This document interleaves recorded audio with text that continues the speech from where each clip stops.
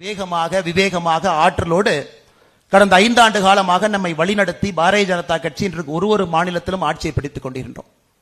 அதற்கு முன்பு நம்முடைய தேசிய தலைவராக இருந்த இன்றைய அமைச்சராக இருக்கக்கூடிய அமித்ஷா அவர்கள் ஒரு விஷயத்தை தன்னுடைய மனதிலே வைத்திருந்தார். இந்தியாவில் ஒரு பகுதியிலும் பாரதிய ஜனதா கட்சியினுடைய அலுவலகம் இருக்கணும்.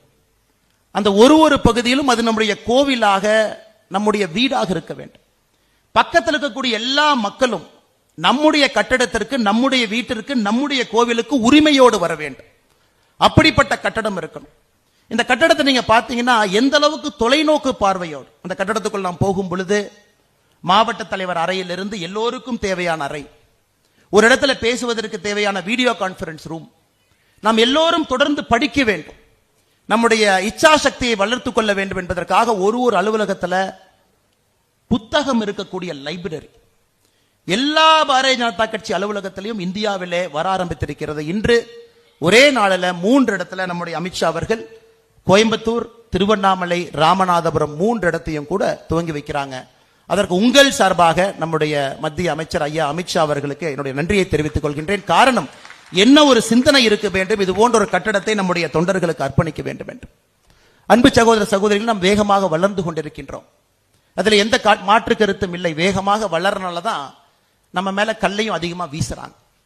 பாரதிய ஜனதா கட்சியினுடைய வளர்ச்சி தமிழகத்தில் மக்களுடைய மனதில் எல்லாம் போய் தங்க ஆரம்பிச்சிருச்சுங்க. எல்லா இல்லத்திலும் நம்முடைய பாரத பிரதமர் நரேந்திர மோடி அவர்கள் குடியிருக்கிறாங்க. எதிர்கட்சி நண்பர்கள் அவங்களால மக்கள்கிட்ட போக முடியல, அவங்களால மக்கள்கிட்ட பேச முடியல, அவங்களுடைய எந்த ஒரு திட்டமும் கூட மக்கள் பக்கத்திலேயே போகல. பிரதமர் அவர்கள் கஷ்டப்பட்டு யோசிச்சு ஒரு நடுத்தர மக்களுக்கு வாங்கக்கூடிய மருந்தினுடைய விலை குறைவா இருக்கணும் அப்படிங்கறதுக்காக பிரதம மந்திரி மருந்தகத்தை ஆரம்பிச்சாங்கன்னா இங்க இருக்கக்கூடிய முதலமைச்சர் ஐயா மு.க. ஸ்டாலின் அவர்களுக்கு அதுக்கு அனுமதியும் கொடுக்க மாட்டாரு, அது வந்தாங்கன்னா தடையும் போடுவாரு. அதற்கு நேற்று அவர் புதுசா முதலமைச்சர் மருந்தகம் அப்படியே காப்பி அடிச்சு அந்த மருந்தகத்தை கொண்டு இந்த அநியாயத்தை எங்கேயாச்சும் பார்த்திருக்கீங்களா? நாங்கள் செய்தால் அது குற்றம், நாங்கள் செய்தா மக்கள்கிட்ட போக விட மாட்டீங்க, அதே இதை எடுத்து உங்க பேர் வச்சு எங்களுக்கு சந்தோஷம் தான். உங்க பேர்ல நாச்சி பிரதமர் அவர்கள் செய்வதை மக்கள்கிட்ட போய் சேரட்டும் தான் நான் நினைக்கிறேன். எங்களை பொறுத்தவரை நடுத்தர மக்களுக்கு அது செல்லும். பிரதமர் எப்பொழுதும் அவர் பேரை கூட நரேந்திர மோடி மக்கள் மருந்தகன் போட்டது இல்லைங்க, பிரதமர் மக்கள் மருந்தகன் தான் போட்டுவாங்க. எனக்கு இந்தியாவில் எவ்வளவு பெரிய ரெவல்யூஷன் பாருங்க. நரேந்திர மோடி அவர்கள் ஆட்சிக்கு வந்து தலைவர்களுடைய பேரை வைக்காம பாரத பிரதமர் திட்டம்னு கொண்டு வந்த பிறகுதான் தமிழ்நாட்டில் பெரியார் அவர்கள் பேரும் அண்ணா பேரும் கொஞ்சம் குறைஞ்சு முதலமைச்சர் பேரு அப்படின்னு வெளியே வருது.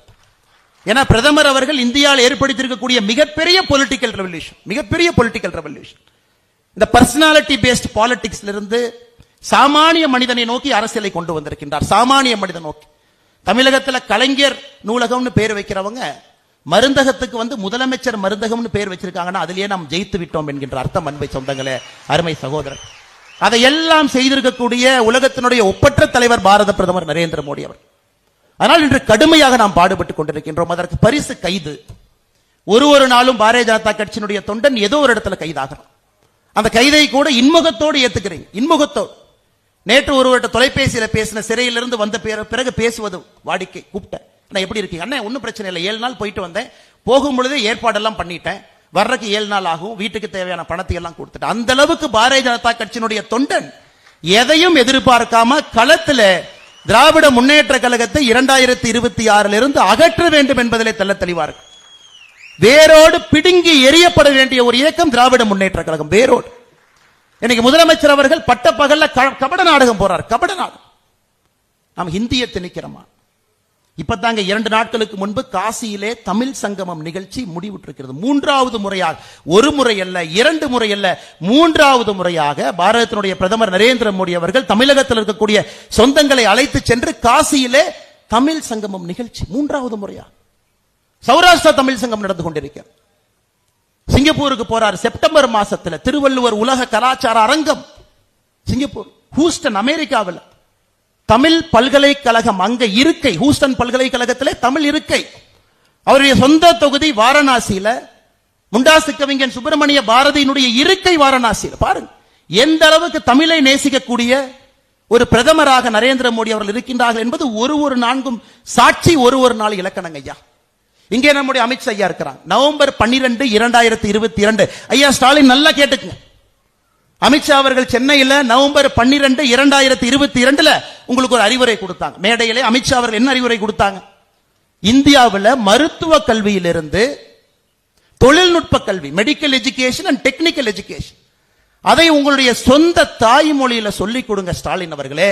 தமிழ்நாட்டில் தமிழ் மொழியில சொல்லிக் கொடுங்க. எந்த அளவுக்கு யோசிக்கிறார் பாருங்க.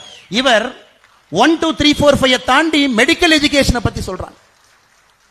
உங்களுக்கு அறிவுரை சொன்னாங்க. எத்தனையோ தமிழ் மீடியம் ஸ்கூல் படிச்சு முடிச்சுட்டு குழந்தைக மருத்துவ கல்லூரிக்கு வருவாங்க, இன்ஜினியரிங் கல்லூரிக்கு வருவாங்க. நவம்பர் 12, 2022 உங்களுக்கு தமிழ் மொழியில சொல்லிக் கொடுங்க. எப்படி அமித்ஷா அவர்கள் இந்திய திணிப்பாங்க?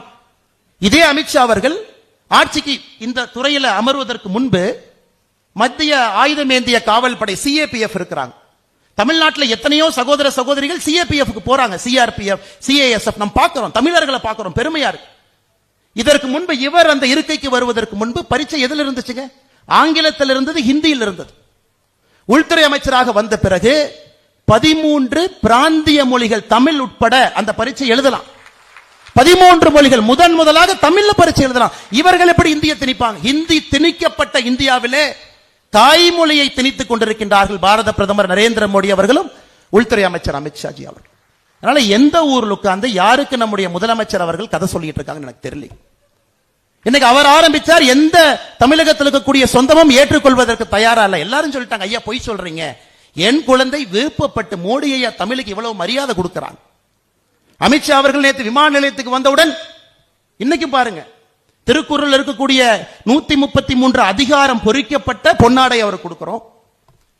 247 தமிழ் எழுத்துக்களால் எழுதப்பட்ட ஓவியம் அமித்ஷாஜி அவர்களுக்கு கொடுக்கப்பட இருக்கிறது.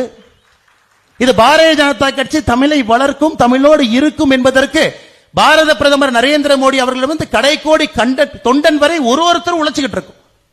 ஏன்னா உங்களுடைய ஆட்சியில தமிழ் கெட்டு விட்டது, தமிழ் படிப்பவருடைய எண்ணிக்கை குறைந்து விட்டது.